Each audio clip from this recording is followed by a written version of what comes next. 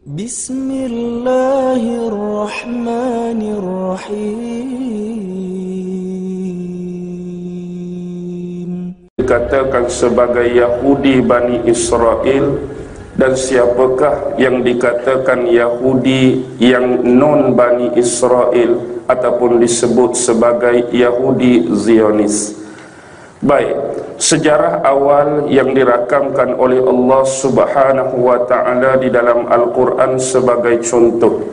Kalau kita mempelajari dan menelusuri sejarah para anbiya, iaitu sejarah para nabi, sejarah para rasul dan sejarah para utusan-utusan Allah, maka untuk melahirkan dan mengeluarkan kelompok daripada nasab ataupun salasilah keturunan Bani Israel, kita harus berpegang pada satu kedudukan yang paling kukuh, iaitu merujuk kepada Nabi Ibrahim alaihissalam.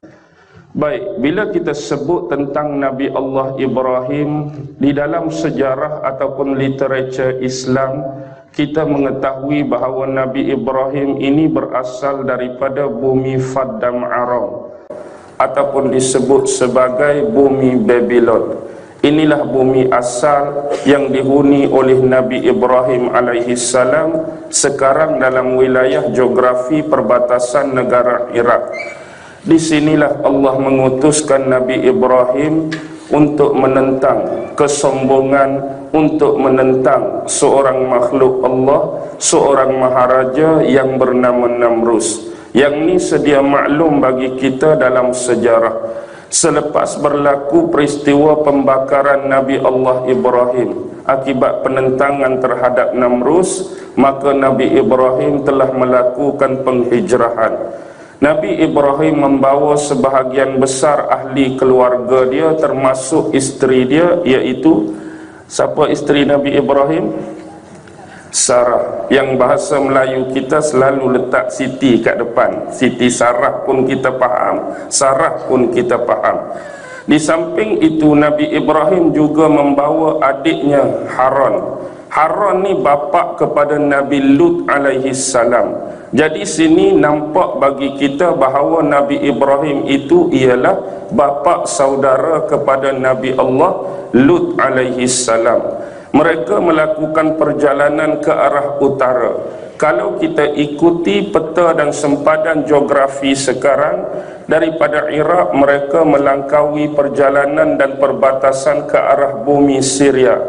Mereka turun daripada Lebanon, mereka turun ke Israel, mereka turun ke Palestin, dan kemudian mereka masuk kawasan utara Mesir. Di sinilah berlaku perampasan, iaitu perampasan Sarah daripada Maharaja Mesir pada waktu tersebut, yang mana cerita ini saya kata sedia maklum bagi kita melalui kisah merampasnya Sarah daripada Maharaja Mesir inilah membawa kepada Nabi Ibrahim dianugerahkan Hajar. Nabi Ibrahim dianugerahkan Hajar, kemudian dikahwini Hajar sebagai isteri yang kedua. Dan di sini kita harus memahami satu benda. Bila Nabi Ibrahim berada dalam wilayah Mesir, tidak dapat tidak perkara yang paling sinonim dan paling dekat dengan Mesir ialah Fir'aun. Adakah yang merampas Sarah pada waktu tersebut adalah keturunan-keturunan daripada dinasti ataupun kerajaan Fir'aun? Tidak.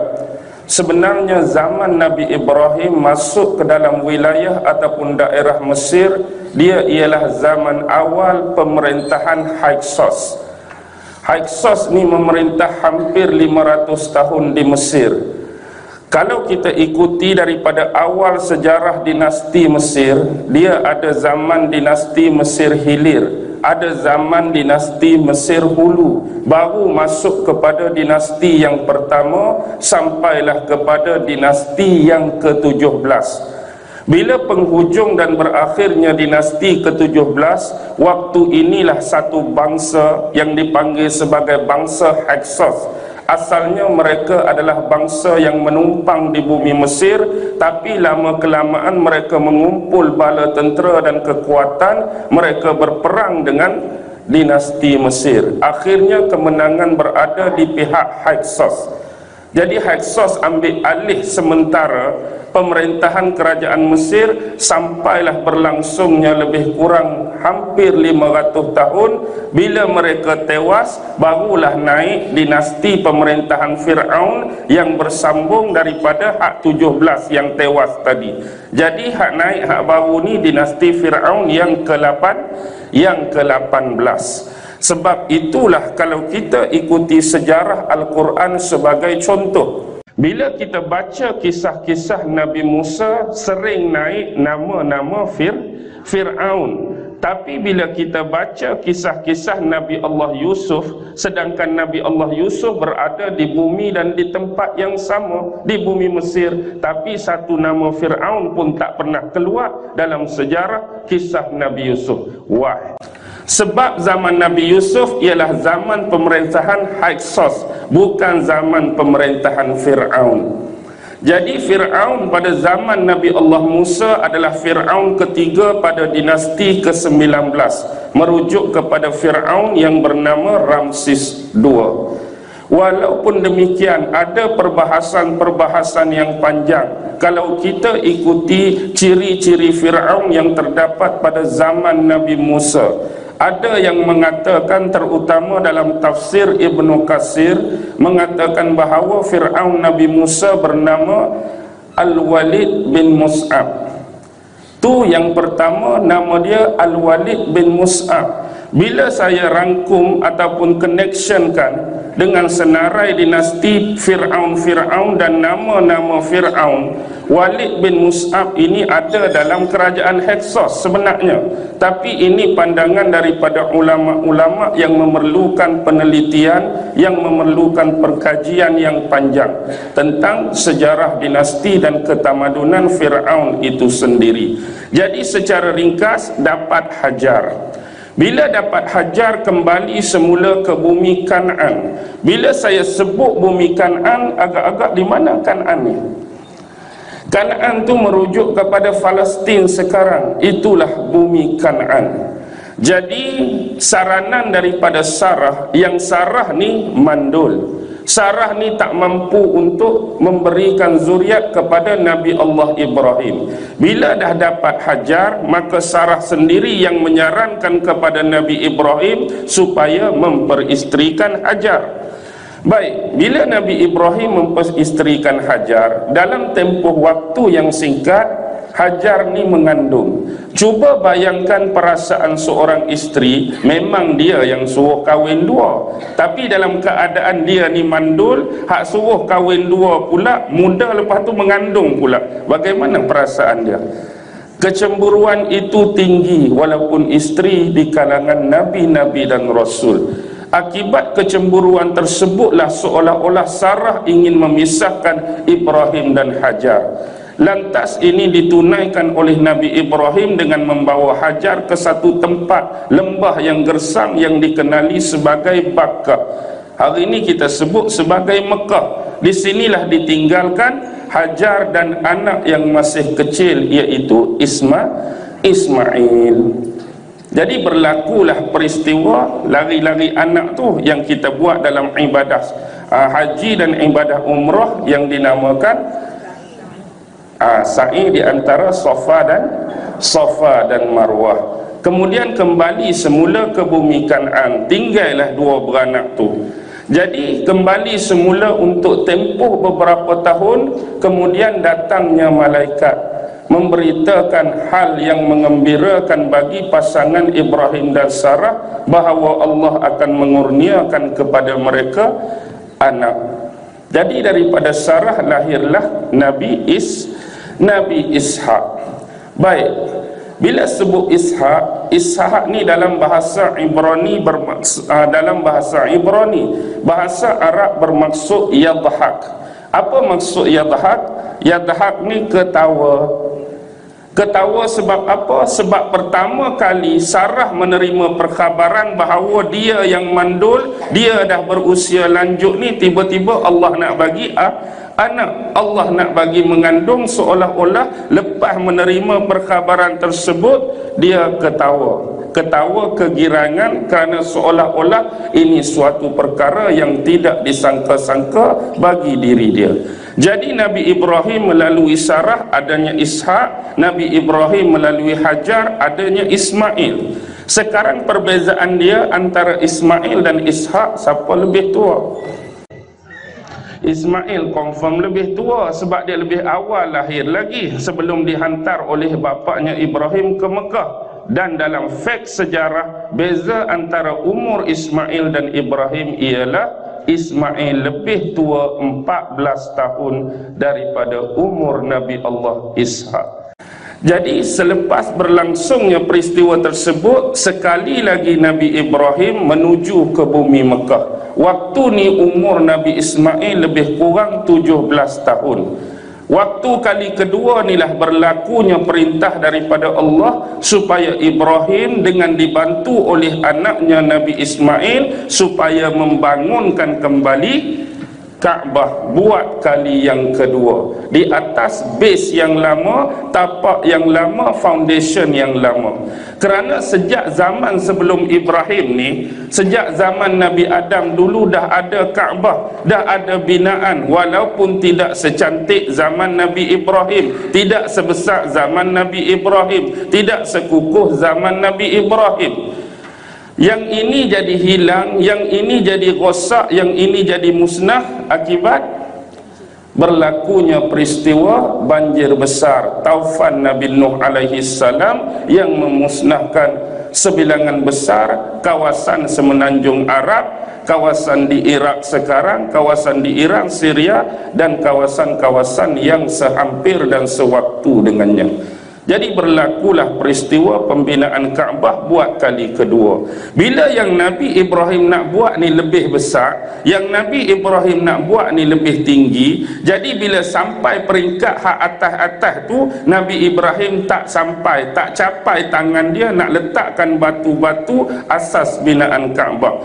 Jadi dia ambil satu batu besar, dia letak tepi Kaabah, dia panjat atas batu tu, minta Ismail tolong pas kat dia batu untuk dia bina. Jadi lama kelamaan akibat dia duk naik turun atas batu tu, melekatlah bekas tapak kaki Nabi Ibrahim. Jadi bekas tapak kaki itulah yang kita pergi Mekah sekarang ada duk di sudut depan antara rukun apa ni? Rukun Hajar Aswad dengan rukun rukun Iraqi. Dengan rukun Iraqi tu ada depan tu sikit makam Ibrahim. Bagi kita orang Melayu ni yang sinonim sebut makam ni, kita duk ingat ke? Kubur. Tapi pasal apa? Bulat, pasal apa? Kecil. Rupa-rupanya makam di sini bukan merujuk kepada kubur, tapi makam ni ialah bekas tapak kaki Nabi Ibrahim sewaktu membina binaan Kaabah bersama anaknya Nabi Allah Ismail dulu. Baik. Sekarang ni daripada Nabi Allah Ismail kita tahu jurai salasilah dan nasab ini melahirkan Nabi Muhammad sallallahu alaihi wasallam. Okey. Dari jurai Nabi Allah Ibrahim menerusi Ishak. Menerusi Ishak ni di kemudian hari berkahwin dengan seorang perempuan. Isteri dia nama Rifqah binti Batuil. Isteri Nabi Allah Ishak Rifqah binti Batuil. Jadi dengan Rifqah ni dapatlah dua orang anak. Sebenarnya dua ni bukan asing-asing, tapi anak kembar. Yang abang diberi nama Aish ataupun juga disebut sebagai Aisu. Adik dia ni Nabi, iaitu Nabi Allah Yaqub alaihi salam. Jadi Nabi Allah Yaqub ni lahir kembar. Abang yang mendahului kelahiran sebelum beliau ialah Aish. Di kemudian hari terjadi perselisihan. Jadi Aish ni meninggalkan keluarga menuju ke arah barat. Dialah dikenali sebagai Abu Rum, bapa yang melahirkan keturunan Rum, iaitu Aish. Manakala Ishak ni, manakala Yaqub ni, dia kembali semula ke tempat bapa dia Nabi Allah Ibrahim tu, iaitu Faddam Aron. Di situ tinggal bapa saudaranya yang bernama Laman, satu riwayat Laban satu riwayat. Jadi kalau orang sebut Laman pun memang ada dalam riwayat, kalau orang sebut nama dia Laban pun memang ada dalam riwayat. Dia ni abang kepada mak dia. Mak dia tadi nama apa? Isteri Nabi Ishaq, Rifqah. Jadi Laman atau Laban ni abang kepada Rifqah, bapa saudara kepada Nabi Allah Yaqub. Jadi bila pi ke sana, orang yang mula-mula dia jumpa ialah anak Laban, sepupu dia, iaitu siapa? Rahil nama dia. Jadi pandangan pertama tu dia dah suka kat Rahil, dia rasa berkenan kat Rahil. Jadi bila dia duduk lama dengan bapa saudara dia pun nak kahwinkan dia dengan anak perempuan dia. Harapan dan cita-cita agar pak saudara dia ni sudi kahwinkan dia dengan Rahil. Tapi mungkinlah walaupun Negeri Sembilan tak ada lagi masa tu, jadi adat masa tu pun dia biasa kahwin kakak dulu. Jadi Rahil ni adik. Jadi kakak dia nama apa? Kakak dia nama Layah. Jadi bapa kahwinkan dengan Layah. Jadi bila kahwin beberapa tahun, nampak ketidakceriaan, ketidakseronokan pada diri Nabi Allah Yaqub. Jadi dikahwinkan pula dengan adik, iaitu Rahil tadi. Ingat, syariat masa tu membenarkan kahwin dua beradik serentak. Jangan buat perangai hari ni. Pak Din nampak tiga-tiga anak Pak Din tu cantik semua-semua. Sekali akad lagu mana? Tak payah. Boleh nak akad adik-beradik sama ada bercerai atau meninggal. Baik. Dah kahwin dengan Layah, dah kahwin dengan Rahil. Sampai masa Nabi Ishaq panggil semula, Nabi Yaqub kembali ke bumi Kanaan, bumi Palestin. Jadi bapa ni sayang kepada dua anak-anak dia, lalu dibekalkan dengan dua orang pembantu. Satu nama Zalfah untuk Layah, satu nama Balhah untuk Rahil. Jadi tak dan ke mana-mana, sampai tengah jalan kahwin empat-empat. Jadi isteri Nabi Allah Yaqub ni 4 orang. Yang pertama tadi Layah, yang kedua Rahil, 3 Zalfah, 4 Balhah. Baik. Layah ni 6 orang anak. Yang pertama Raubin, Syam'un, Lewi, Yahuza, Izakar, Zebulun. 6. Rahil, Nabi Allah Yusuf dengan adik dia Bunyamin. Zalfah, Jad dengan Ashir, Balhah dan Naftali. Okey, inilah sebenarnya 12 keturunan Bani Israel. Ni hak betul-betul the real keturunan Nabi Allah Yaqub alaihi salam. Dalam bahasa Arab, Bani ni anak-anak. Israel tu Nabi Allah Yaqub lah. Pemahaman kalimah dan perkataan Israel di sisi kita orang Islam tak sama dengan pemahaman kalimah dan perkataan Israel di sisi Bani Israel sendiri. Dalam satu kitab awal mereka merujuk kepada Taurat 5 Nabi Allah Musa alaihi salam, dikatakan pada suatu ketika dahulu Tuhan turun ke bumi menyamarkan diri sebagai manusia. Jadi bila Allah ataupun Tuhan ni turun sebagai manusia, dia ajak Nabi Allah Yaqub berlawan dengan dia, bergusti dengan dia. Saya sebut awal-awal ni Israiliyat yang direka-reka, yang ditambah-tambah. Jadi bila berlawan dengan Nabi Allah Yaqub, kalah Tuhan.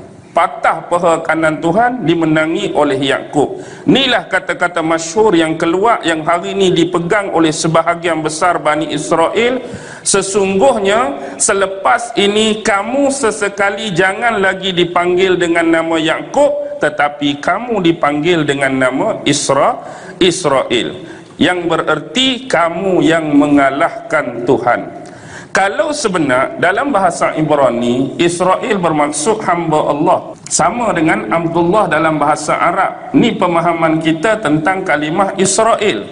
Tetapi Yahudi, Zionis dan sebahagian besar Bani Israel masih memegang pemaknaan kamu yang mengalahkan Tuhan.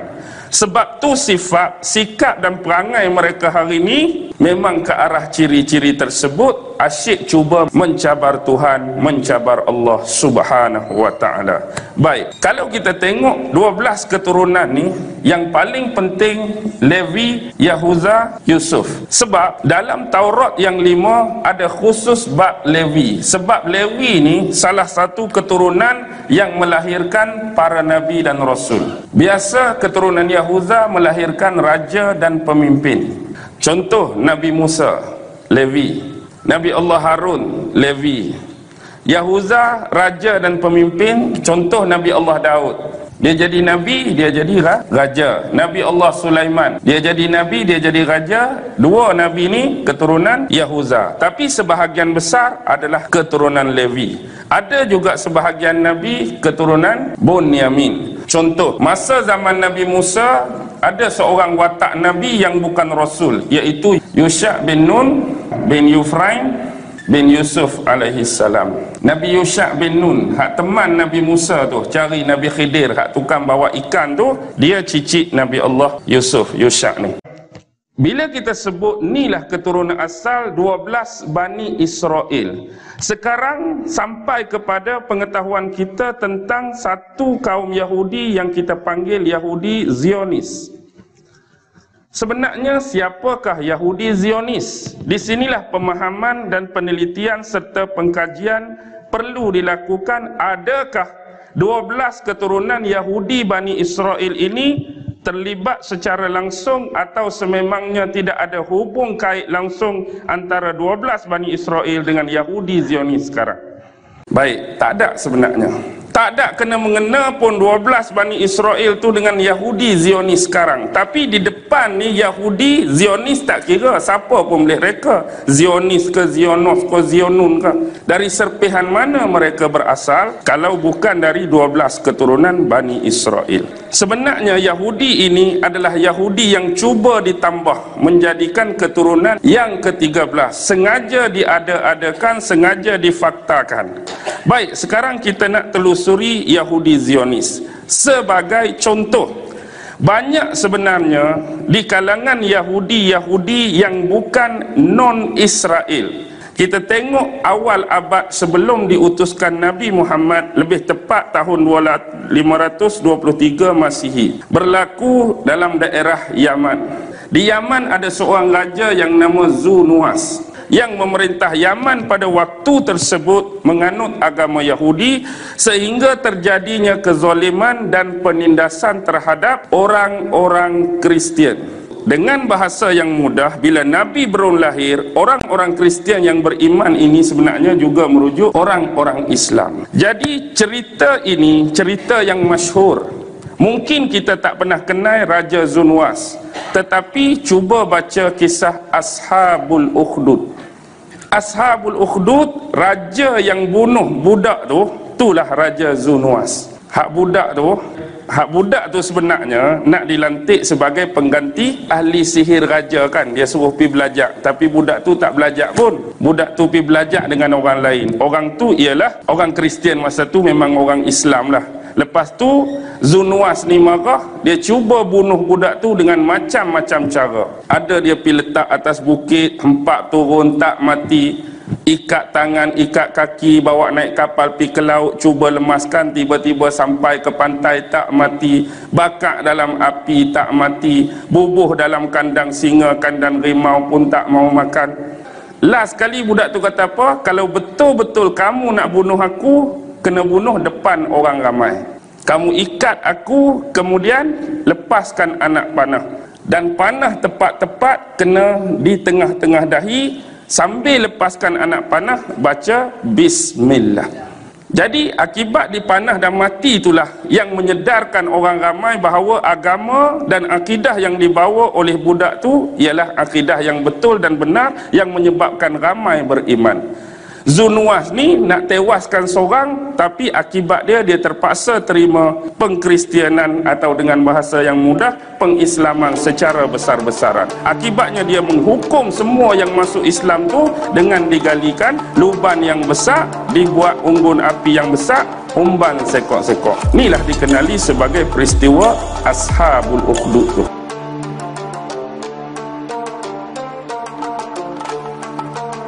Bagaimana pendapatmu? Silakan berikan tanggapan di kolom komentar di sebelah bawah. Tetap nantikan video selanjutnya. Aktifkan notifikasi dengan menekan ikon subscribe, ikon lonceng, dan ikon jempol. Terima kasih sudah menonton sampai akhir video ini. Semoga topik ini bermanfaat. Kami doakan semoga Anda sehat selalu. Oke, sampai jumpa lagi di video selanjutnya.